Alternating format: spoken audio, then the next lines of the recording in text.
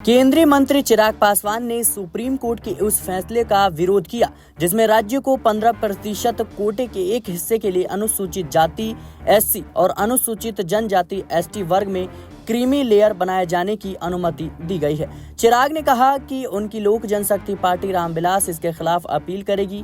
PTI के एक press conference को संबोधित करते हुए चिराग पासवान ने कहा कि वह जातिगत जनगणना के पक्ष में है, जिसके लिए विपक्ष के नेता राहुल गांधी जोरदार मांग कर रहे हैं। हालांकि उनका यह भी मानना है कि इसके परिणामों को सार्वजनिक नहीं किया जाना चाहिए। चिराग ने कहा कि हमारी पार्टी सुप्रीम कोर्ट से 15% एससी कोटे के भीतर क्रीमी लेयर की अनुमति देने वाले अपने हालिया फैसले की समीक्षा करने का अनुरोध करते हुए अपील करेगी। चिराग ने कहा कि एससी और एसटी कोटे में क्रीमी लेयर की अनुमति नहीं दी जा सकती।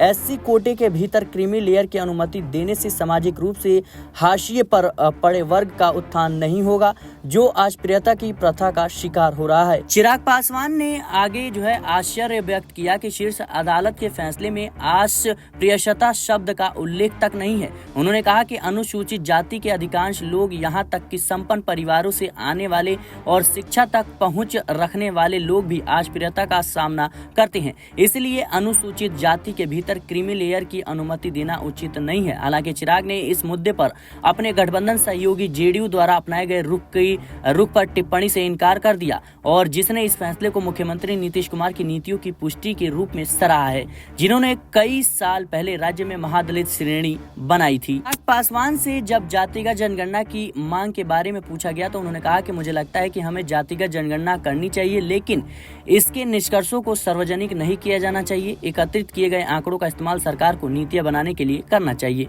सुप्रीम कोर्ट ने अनुसूचित जाति और अनुसूचित जनजाति में कोटे को मंजूरी दे दी। अदालत का कहना है कि कोटे में कोटा असमानता के खिलाफ नहीं है। सुप्रीम कोर्ट के 7 जजों की पीठ ने कहा कि राज्य सरकार अनुसूचित जातियों और अनुसूचित जनजातियों में सब कैटेगरी बना सकती है, जिसमें मूल और जरूरतमंद आरक्षण का अधिक फायदा मिलेगा। सुप्रीम कोर्ट ने कहा कि कोटा के भीतर कोटा तर्कसंगत अंतर पर आधार पर होगा, इसे लेकर राज्य मनमर्जी से काम नहीं कर सकते। इसके साथ ही राज्यों की गतिविधियां न्यायिक समीक्षा के अधीन होगी। फिलहाल के लिए इस रिपोर्ट में इतना ही। देश और दुनिया की तमाम खबरों के लिए बने रहना एक्सटर्नल पॉलिटिकल बाइट के साथ।